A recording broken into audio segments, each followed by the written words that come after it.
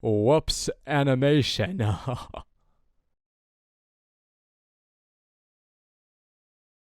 So, Cassie, I'm afraid to remind you, but last time you said some nonsense about your uncle seeing God. It's not nonsense, it actually happened. His heart stopped, but the doctors were able to bring him back to life. Oh, I wish the vet could have brought my hamster back to life. Puffer, I'll always love you. But that's not the amazing part. When his heart stopped, he said he left his body and went through a tunnel with light at the end of it. There he saw a bright light that he said was alive. Sounds like your uncle was, a little different. Huh. Well, he now goes to a meeting once a month where he talks with others who had the same experience. Great, more crazy people feeding each other's delusions.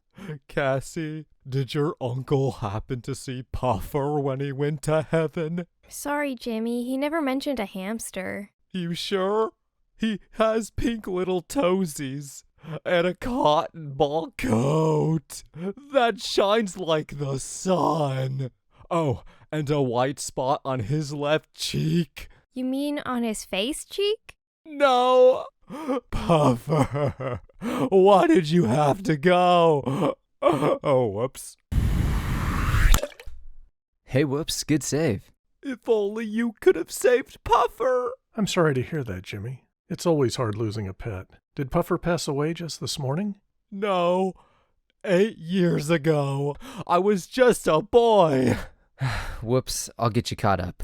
Cassie first brought up her crazy uncle that saw God and then came back to life. And then Puffer. this happened. Oh, how interesting. Cassie, tell me, did your uncle really? Wait, you believe her? Possibly. I've known a couple people myself that also had a near-death experience. Oh, come on. How do you find such crazy people? And what exactly defines a near-death experience? It's usually defined when a person comes very close to death and has memories of a spiritual experience. Unfortunately, people often don't talk about it publicly because they're afraid some people might think they are crazy. It's actually more common than you might think. Okay, whoops, enlighten me. Why should I believe in a near-death experience? Well, you're not the only skeptic. Dr. Pim van Lommel is a cardiologist who was also skeptical. That is, until he began to ask his patients. He would later organize a study where patients pronounced clinically dead were surveyed at most only a few days after resuscitation. This survey consisted of 344 people, and nearly 1/5 of the people surveyed experienced such a phenomena. And what did they experience? Well, 50% had the awareness of being dead, 56% experienced positive emotions, 24% had an out-of-body experience, 23% had communication with a light that was alive, 32% said they met with deceased relatives, and 31% described moving through a tunnel. Wait, a tunnel? That might be for hamsters. Puffer, I'll see you on the other side. And most of the time when patients experience several of these, they would experience these in the same order as other patients. Wow, that's amazing! That is strange that 1 in every 5 people had a similar hallucination in the same order. But hey, doctors give out some powerful medication. Many have suggested this, but in the study, the odds of having a near-death experience had no correlation to the medication given, the duration of the cardiac arrest, the duration of unconsciousness, any previous knowledge of near-death experiences, of fear of death, and there's no correlation between gender, education, religious, or atheistic beliefs.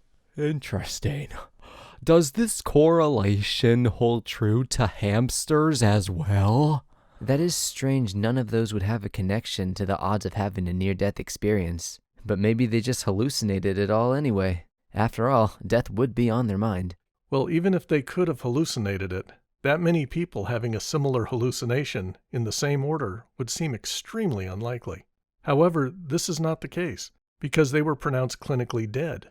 No breathing, no measurable blood pressure, no brainstem reflexes. It is medically impossible to hallucinate. They can't think anything at all. Does this mean I'm clinically dead?